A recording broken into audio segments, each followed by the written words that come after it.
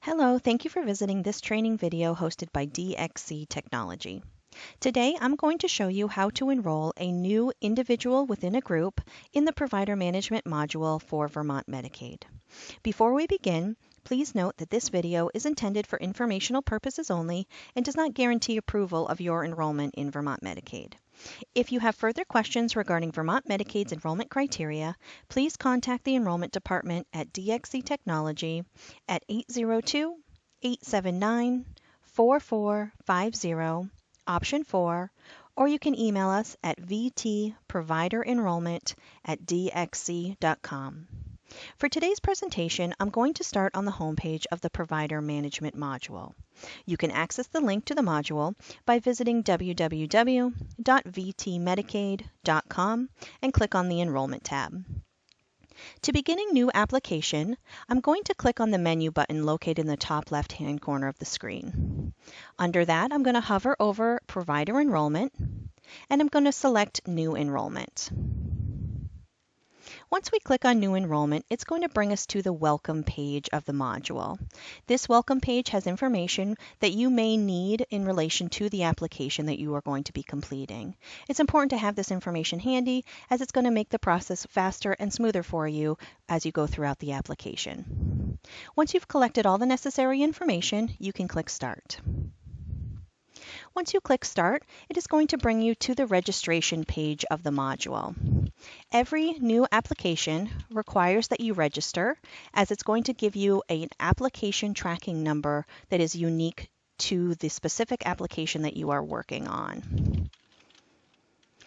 So you're going to enter in an email address and a password specific for this application. You can also enter a provider reference. This is for your purposes only. It is not required, but if you wanted to easily identify the application that you're working on, you can feel free to use a provider reference here. Once you've entered in the information, you can click Register. This is going to bring us into a brand new application. It's going to give us our application tracking number, and it's also going to let us know that this tracking number has been emailed to the email that we registered with. So you can feel free to take this number down. However, if you need to reference it, it will be in the email that you registered your application with. So I'm going to hit OK. The first thing I want to note is that your tracking number is going to follow you throughout the application. It's always going to be at the top of your screen. Anything that has a blue asterisk is required in the module, and it must be completed in order to move on to the next page. If you need help completing a field, there is field level help by hovering over the question marks that are above each field. There's also page level help. This is indicated by a blue question mark. You can click on it for more information regarding the page that you're on. So the first thing that we need to fill out is the enrollment type. As I stated, this is an individual within a group application, so I'm going to drop the box down and select individual within a group. This is going to give me a little bit of a warning here that says make sure that your enrollment type is correct, because once you navigate past the first page, you will not be able to go back and change it. So I'm going to hit OK. The next thing I have to do is select my provider type. So I'm going to drop the box down, and today I'm going to select physician. And again, it's going to give me a warning box that says once I navigate past the initial page, I'm not going to be able to go back and change my provider type. So make sure that your selection is correct. So I am going to hit OK as well. Then I need to select an effective date. So you want to enter in your effective date here. This is the date you're asking us to be enrolled. After I've entered in that information, I can come down to the provider information. So I'm going to enter in the provider's name here. These are not required fields, the middle name, suffix, gender, and ethnicity. So for today, I'm going to go by them, but you can definitely feel free to enter that information in if you'd like. I'm going to enter in a birth date.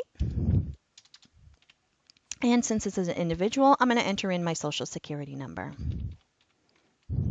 An NPI is required, so I'm going to enter in my NPI. And then it's going to bring me down to 3 questions. The first question is, are you currently enrolled as a provider? If you were to click yes here, it is going to bring up a red box that says, since you're already enrolled as a provider, are you actually trying to revalidate? If you are, you're going to click yes, and it's going to bring you back to the home page because revalidation is a different process than a new enrollment. I'm going to click no, that we're actually not here, and I'm going to select this as no. We're also going to ask is, were you previously enrolled as a provider? If you choose yes, we're going to ask you to give us your previous provider identifier. I'm going to hit no for today. And then it's going to last ask if you are Medicare enrolled. I'm going to click yes for today. You'll notice nothing populates for me to enter. However, later on in the application, it will ask us for that Medicare information. Currently, in Vermont Medicaid, there is only one program to select, so you're going to drop down the box here on the next question, and you're going to choose fee-for-service only. The last piece of information that we're going to enter in on this page is the contact information. This is going to be the contact person for this specific application. So whoever wants to receive information regarding the application, you're going to enter that in here. And if we were to have any questions regarding your application, we would contact this person. So you want to enter in the name and the address. And you'll note that once I tabbed past the zip code, the software goes through the USPS to verify and validate the address that you entered. So in my case, it came back with a result adding the last 4 of the zip code. I'm going to select that I'm going to accept the changes simply by clicking in this button in this column here. If you didn't want to accept the changes, you could simply X out, but I am going to accept them today. I have to enter in a phone type. So I'm going to say that this is my work number. You can add an extension or a fax number if you choose. Now you'll notice that the email address is not a required field. However, if you were to select that email is your preferred communication on the next box here, it wouldn't let you go past this page without entering an email. You have the choice of either email or mail. However, we strongly recommend that you choose email as you're going to get notifications regarding your application much faster if you choose email. So I'm going to choose email for today. Now I'm finished with this first page, but before I move on, I do just want to stress that once I hit save and continue, I cannot change my enrollment type or my provider type.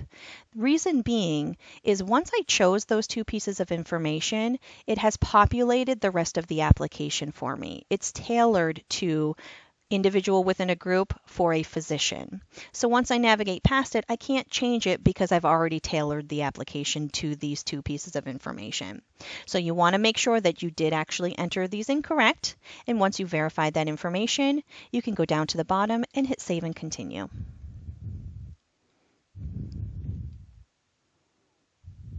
Once you hit save and continue, it's going to bring us to the next panel of our application. This is the Specialties tab. Now you'll notice that now that I've moved past it and I've saved and continue, the general information page is now white. That means I can go back to it if I so choose to edit information, except for the enrollment and provider type. Any current page that you're on is yellow. This is also noticed by the progress bar. And any page that's blue means that you have not completed it yet. And you cannot move on until the previous panel is completed. I have to go in order here. I can't skip around to, say, number 10 right now. I have to go 2, 3, 4, and so on. So I'm going to enter in my specialty. This is required. You'll notice that it lets me know I chose my provider type as physician. To create a new specialty, I'm going to click the Create New button. This is going to bring up another window, and you must have at least one specialty that is noted as your primary. So I'm going to make this first specialty my primary, and underneath would be a specialty drop-down box. Now the specialties that I can choose from is related to the provider type that I chose. Because I chose physician, I'm only going to see specialties that are allowed with that provider type. So I'm going to choose general surgery for today. And now I need to choose my taxonomy. And again, because I chose general surgery, I'm only going to see the taxonomies that are allowed and related to general surgery. I'm not going to see every taxonomy that is available. So I'm going to choose acute care for today. You must enter in the effective date of your specialty, and then I can hit save. And now you'll note that it has entered the line item here, and I have this as my primary with my effective date. If I made a mistake in here and I wanted to edit it, I could simply click this pencil icon. Any pencil icon in the module means that that field is editable. So I could go in here and say, oh, I didn't mean to choose that taxonomy. I actually wanted to choose this acute care taxonomy, and I could hit save. If you had additional specialties, you could just continue on by creating a new entry again. I'm going to save and continue as I am done with my specialties for today. The next piece of information that we're going to enter for the individual within a group is the service location. This is in regards to my specifics of where I practice. So I'm going to tell the module if I am accepting new patients with special needs, and I'm going to check the box and say I am. If there were any age restrictions for your practice, you would check the box and simply give us the age range here. You could say I see patients from age 20 to 55. Next, we're going to ask if you're accepting new patients. So you're going to drop the box down, and you can accept existing patients only. You can be accepting new patients or accepting family members. And we're going to say we're accepting new patients. You may have a preferred patient gender in your practice. So you're going to drop the box down and tell us whether that's female, male, transgender, or no restrictions. And I'm going to say no restrictions. Once you've completed all of the information here, you can hit save and continue. The next page that it's going to bring us to is the associations page.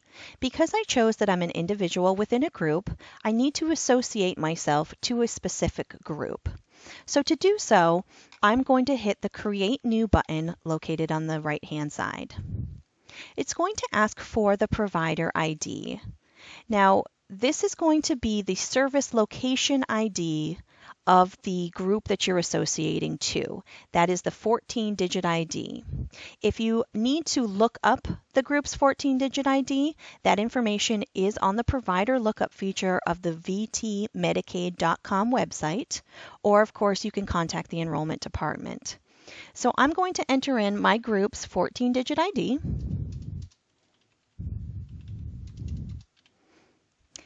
And once I do so, you'll notice that it comes up with the business name and the billing name. This is the primary location for DXC Medical Associates. You'll need to tell us the effective date, that when you started in that practice, and if there is an end date. If there isn't an end date, you can put the end of time here. Once I filled out all the necessary information, I'm going to click the Save button. Now again, we are associating ourselves to service locations. So if the group has several service locations, meaning that they have a 0001 as their primary here, and then they also have another number that ends in 0002, if you practice at all those locations, you would want to associate yourself to each one of those locations. An individual within a group can associate themselves to as many provider IDs as they so choose. You would simply come in here and create another entry and repeat the process as many times as needed. Today, I'm just going to associate myself to just DXC Medical Associates at their primary location. So I'm going to hit Save and Continue. The next panel that we are going to move on to is the credentialing information. If you choose to share your degree information with us, you can create a new entry here. You can enter your degree, your school, and your year of graduation. This is not a required field. However, you'll notice that once I come into this field, if I start entering, I must enter all of these fields in order to save and continue. However, the degree information itself is not required. What is required here is the license information. So I'm going to create a new entry in order to enter my license. I'm going to enter my license number, the state in which it was issued, the issuing board, the effective date of my license, and the end date of my license. Once I've entered in all of those fields, I can click Save. If you have multiple licenses that you hold, you can simply add another entry by creating new and repeating the process. Because we chose in the very beginning on the first page that we are enrolled with Medicare, we must enter our Medicare information here. I'm going to hit Create New, and I'm going to check whether or not I want to be considered for Medicare crossovers. I do want to be considered for those. I'm going to enter in my Medicare number and which Medicare type are you enrolled with. So today I'm going to be enrolled with Medicare Part B. You're going to tell me what the effective date is and what your end date is with Medicare. And then you can hit Save. If you are enrolled with more than just Medicare Part B, say you're also enrolled with Medicare Part A and Medicare Part D and so on, you would just hit Create New and create another entry, and they would be listed down here.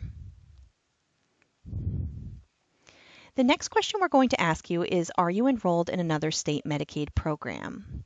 If you choose yes, it's going to open up a box where you can tell us that information, what program, what state, and what are the effective date and end dates. If you choose no, that box goes away and you've completed that question. If you have a DEA, you can enter that information here.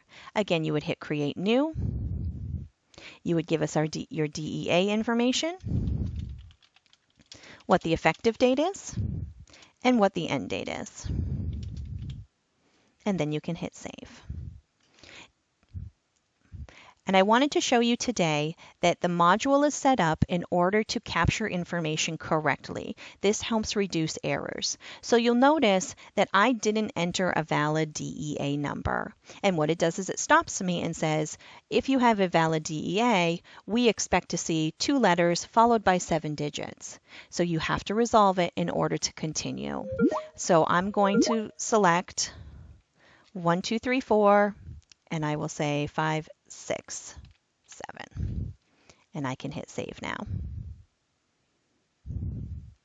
Once you've entered all the information, you can hit Save and Continue.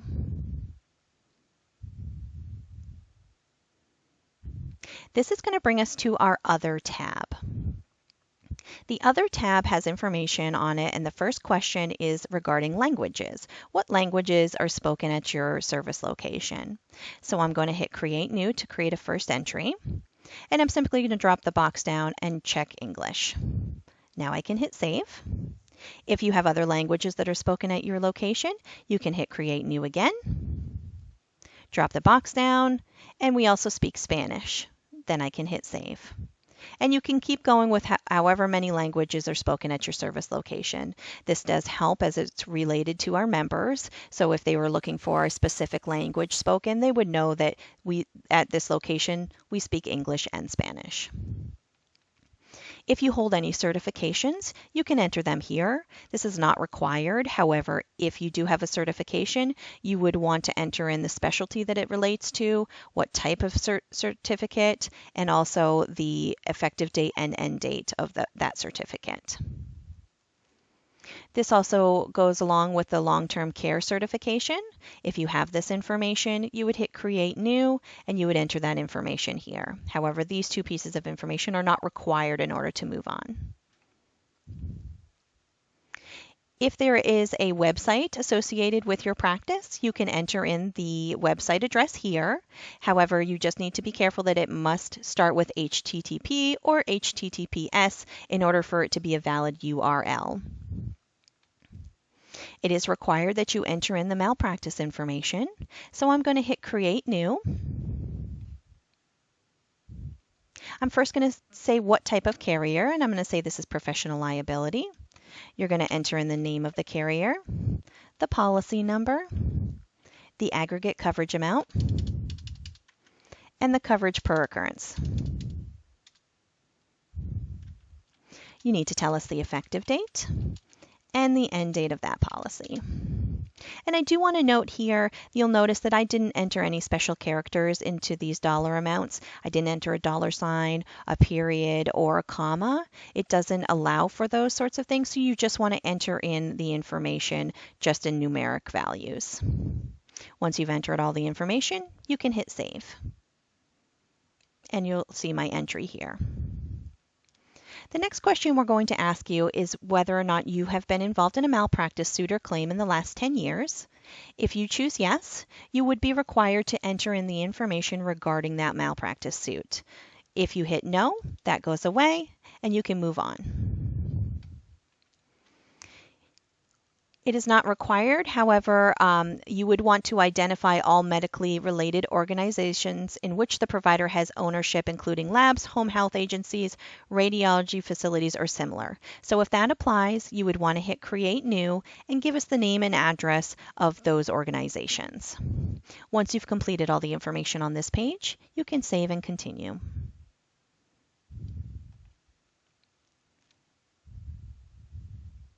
The next page it's going to bring us to is the disclosures section.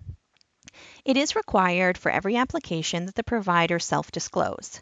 So the first disclosure form that is on this page is the provider self-disclosure form. You'll notice that all of my statuses are in new, and we need these all to be completed in order to move on to the next page. So starting with the provider self-disclosure, I'm going to come over to the right-hand side and hit Create New. This is going to bring up my provider self-disclosure form. There's going to be a series of questions, and you'll want to read each question very carefully before you answer. You'll notice at the top of the page is the provider's information. And underneath, we're going to start with those questions. And again, they're all defaulted to yes, so you want to be very careful that you read each question and answer it appropriately. You'll notice that the first question here, since it says yes, there's a box underneath it. That's because if you do answer yes to this question, you are required to give us more information in regards to the question itself. If I hit no, the box goes away and you can move on. So I have read these questions, so I'm going to go through and I'm going to click no, that none of these apply to me. And you'll notice as I'm clicking through, all of those boxes are going away. I don't need to provide more information because I'm clicking that these are not applicable to my self-disclosure. So I'm going to go through here and click no. Then we're going to come to a section where it's going to ask for the contact information for auditing purposes. So this may be different than the contact information that you gave us in the very beginning regarding the application. It is just a business decision for your practice. It could be the same or it could be different. And you'll notice that once I enter in the address information, every address goes through that USPS software to validate. So it'll process through and you have the option to either accept the change or not accept the change. I'm going to accept the change today. We need a phone number for auditing purposes. The next address we're going to ask you for is the physical location for your records. We would like to know where to contact if we needed to get specific records from your practice. And once again, I tab through the zip code, it goes through the USPS software, and I can accept the changes. We also need a phone number for where the medical records are. This really helps us kind of zero in when we need to get medical records and go to the right place on the first try here. We're going to ask you about taxes. And again, I just want to note this is really important as to why you need to read these questions fully, because this question, you are declaring that you are not in good standing with all taxes due. So if you hit yes, you're telling us that you're not in good standing. I'm going to hit no, saying that I am in good standing. We're going to come down to criminal offenses. Again, if you say yes, you have to give us descriptions and conviction date. If you say no, that goes away. So I'll finish up with the last two questions here. Once you've completed everything on the self-disclosure, you can click Save. And now you're going to notice it brought us back to this page, and now my provider self-disclosure is in completed status. The next form that I need to fill out is the subcontractor disclosure. So whether or not you have any of these disclosures, you must action it in order to move on. So for instance, for subcontractor disclosure, I'm going to say I don't have any. So I'm going to hit Create New. And that's going to bring me up to my subcontractor disclosure form. You'll see that there's a lot of information here. However, the first question asks me if the provider has had any business transactions with any subcontractor totaling more than $25,000 in the past 12-month period. If I say yes, I have to fill out this information. If there is none, you can simply say no. All of that goes away and you can hit save. And now you'll see that my subcontractor disclosure has been completed. That's the same with ownership and control interest. I'm going to hit Create New. This is going to bring up my ownership and control interest disclosure form.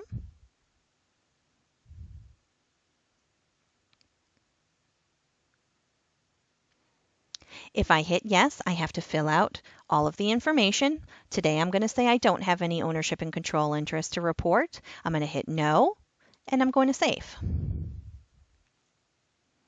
For managing employees, I am going to enter in a managing employee here. So I'm going to hit Create New.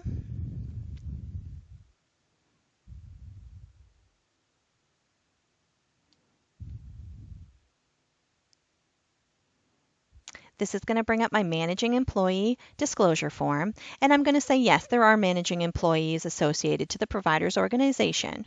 It's going to ask you what is the relationship of this entity to the provider's organization, and I'm going to say this is a managing employee. We're going to ask you for that person's name. We're going to ask you for their social security number. And again, this is just fake data that I'm entering in here just for today's purposes. So I've entered in a birth date. We're going to enter in the address of this employee, which can be the office address. I've tabbed through the zip code. It's going to go through the USPS software again, and we are going to accept the changes. It is required that we have an email address for this person. And we need to have an effective date of when they began at the practice. It automatically defaults to end date, as I'm sure that you don't have an end date when you are disclosing this information to us for your employee. But if you did actually have an end date, you could put that information and change it there.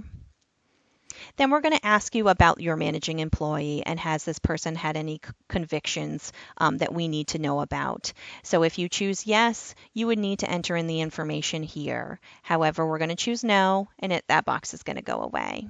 And this is the same with each one of these questions. If you choose yes, you are required to give us more information in regards to why you chose yes.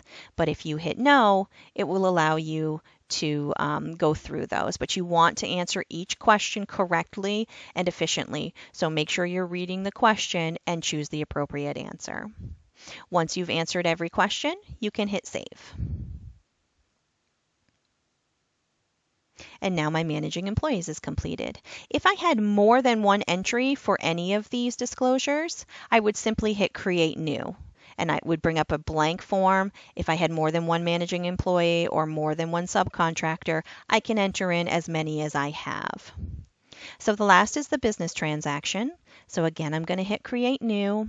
And for today's purposes, I'm going to say that I haven't had any business transactions. So I'm going to hit no. All of that's going to go away, and I'm going to hit save. Now all of my statuses are complete, and it will allow me to go on. The last thing I want to show you here is that if you needed to edit any of that information or review what you have entered, so say that there's a credentialer that is filling this out on behalf of the provider, and the provider wanted to see the self-disclosure prior to submission, if you click in any of the white area in any of these line items, it's going to bring up your entries. So I have one disclosure for Rebecca Gangle, and if I wanted to see it, I can click Edit.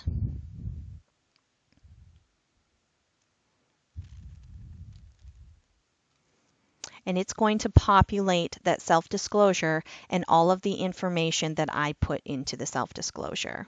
So if your provider wanted to look at it, they could simply say, okay, you've answered these questions this way. You have put in this information for auditing and for medical records. This looks great. So if they don't want to change anything, they can simply cancel out of here. If they needed to change something, then they would just hit save again. So I'm just going to cancel out as we're not making any changes.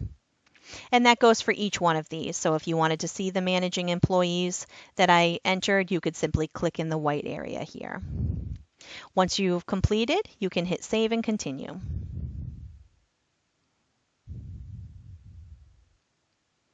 The next page it's going to bring us to is the attachments page. So every application type and every provider type has certain information that we are required to see with your application. So for instance, in this case, for an individual within a group, I have to provide a W-9 form, a professional license, and a proof of professional liability insurance. Up at the top, it simply lists what is needed and whether or not the requirement is met. In order to fulfill this requirement, you have to action each one of these forms, and you do that below here. So to action the first item, the IRS W-9 form, I'm going to come down here and I'm going to hit Create New. So there are a few different transmission methods that you can use to get your attachments to us. The fastest, easiest, and most efficient way would be electronic. That means right here today, you are going to upload your attachments to us. By doing that, when you hit the Submit button, your application can automatically start into the screening process. If you choose that you're going to mail, email, or fax, that means when you hit Submit on your application is going to sit in a pending status until we receive those attachments. And you have 7 days to get us the attachments once you've submitted your application. So really the most effective and fastest way to do so would be to do this electronically. And I'm going to show you how to do that today. So I'm going to select electronic only. And I'm going to say we're actioning our IRS W-9 form. So what's here must match what's up here. So I'm going to upload the file. So I'm going to select my file. And I have it here as my IRS W. I'm going to click it and I'm going to hit Open. And now you'll see that it has uploaded, so I can hit Save. So here is my first entry. This is my first action item for my W-9. And because I actioned it, up here, you'll notice that the requirement has now been met. So by it turning to yes, it doesn't mean that it's approved, that this attachment's approved, or that it was submitted electronically. It just means that I have actioned it down below. So the next one I have to do is my professional license. So I'm going to come down here again and create new. I'm going to select my transmission method as electronic. I'm going to say that this is now my professional license. And I'm going to select my file from my computer. It's uploaded, so I'm going to hit Save. And now my professional license has been met. So lastly, I'm going to do my proof of professional liability insurance. Again, I'm going to select electronic only. I'm going to scroll down to proof of professional liability. I'm going to upload. And I'm going to hit Save. So I have met all of the requirements for the required attachments. So again, these are the attachments that are required with the application. If you had other attachments that you wanted to send us, you could hit Create New and send us what you needed. However, this is all that is required with this application. So once I've met all the requirements, I can save and continue. So the last panel that it's going to bring us to is the Submit panel. This Submit page is where you're going to agree to the terms and conditions of our provider agreement for Vermont Medicaid. So the first thing that you want to do is you want to read over all of this information. It's going to populate the legal name as we stated from the very beginning along with our information, and it's going to give you a little bit more information about what you're agreeing to. There are special provisions for some provider types, so you would want to click on this link here to see if there are special provisions in addition to the general provider agreement for your provider type. This is going to bring you to the VTMedicaid.com website and will bring you right to the list of provisions. Once you have read this information and checked for special provisions, you can hit the Proceed button that's located on the bottom right-hand corner. This is going to populate the general provider agreement. So you want to make sure that you read this very carefully. This is what you are agreeing to. This is our agreement between Vermont Department of Vermont Health Access and the provider. You have the option to save this if you wanted to save a copy of it to your desktop, or you can print it if you would like. Once you've read all of the information and you agree to it, you can click the I agree button in the bottom right-hand corner. It's going to make sure that you actually agree by confirming it. So if you do, you're going to click yes. You'll notice now the little boxes check that you accept the terms of the agreement. The next piece of information that you're going to enter is the portal registration details. This is the provider portal specifically related to enrollment. So whatever information you put here, this is the person that is going to get the invitation to manage information for this specific provider. So this will give this person direct access to the provider's information.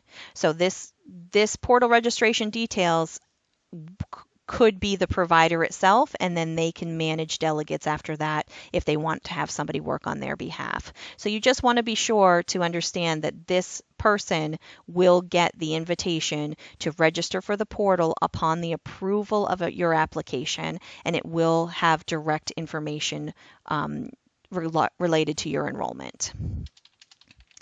So I'm going to enter in that information here. The next thing I have to do is sign the agreement. So first I'm going to accept it. Whoops, I entered in the wrong date of birth. I apologize. So I'm going to accept it, and I'm going to electronically sign.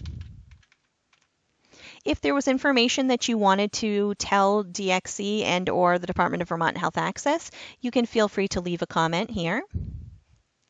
The last thing that you have to do prior to submission is to give us a verification code. So this would be sent to you via email. So you want this email address to be the person who is actually filling out this application. Because once I hit request verification code, I only have 10 minutes in order to use that verification code to submit. So whoever's filling out this application is actually going to hit the submit button. You want to make sure that that's the person who's going to receive the email. So I'm going to request the verification code, and it's going to tell me that a verification code has been sent to the email address that is stated. And I am going to open up my email, and I'm doing that in another window here, and I am going to get my verification code. So I've already received it. That's how quickly it comes to you.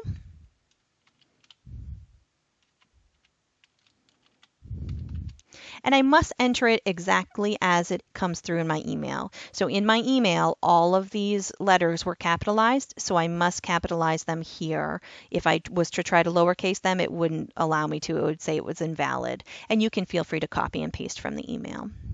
So once you've entered all the information, you've received your verification code, you can enter it here. You are now ready to submit. If you were not ready to submit because you needed maybe the provider to review the information prior to you submitting, you can hit the Finish Later button. This would just save the application, it would let you get out of it, and then you could resume it using that application tracking number and password from the beginning. But if you are at this time ready to submit your application, you can simply click the Submit button. And it's going to alert you to say, do you actually want to submit? You're ready to submit the application, and you can choose yes or no. If not, if you clicked it by accident, choose no. It'll bring you right back to this page. But if you are ready, you're going to click yes.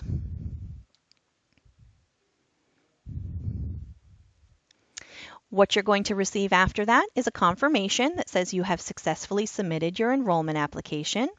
It's going to give you your tracking number once again. And if you chose to have your attachments sent to us by mail, email, or fax, it's going to give you this cover sheet, and you would use that cover sheet to send us your attachments. If you have any questions after you've submitted your application, we give you our provider enrollment team information down below, so feel free to contact us at any time. And if you have further questions related to specific applications or to specific enrollment criteria, definitely feel free to give the enrollment team a call. Thank you for joining our video today. I hope you all enjoyed and have a great day.